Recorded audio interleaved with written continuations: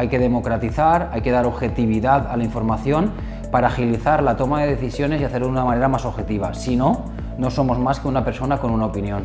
Para llegar a tener un cuadro de mandos, un proyecto de Business Intelligent en un video wall, como estamos viendo, en una pantalla, en un PC, realmente tenemos que dibujarnos un esquema mental y una división en tres grandes fases. La fase de organizar el dato.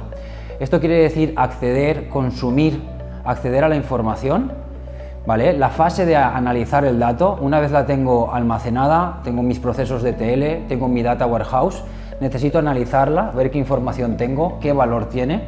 Y la última fase es la fase de compartir la información. Que tú dejes de invertir 6 horas de tu día a día en analizar datos y en tomar decisiones, inviertas esas 6 horas en lo que realmente tú tienes que hacer, y tú como directivo lo que tienes que hacer es tomar decisiones estratégicas. No tienes que ir a buscar el dato, no tienes que interpretarlo, no tienes que analizarlo. Si hemos llegado al nivel personal a tener muchísimas herramientas, un Cabify, un Uber, una aplicación del banco, en la que entendemos con un idioma muy sencillo qué nos están diciendo los datos, porque a nivel de empresa, porque a nivel profesional, no conseguimos que los cuadros de mando cuenten historias de una manera tan sencilla.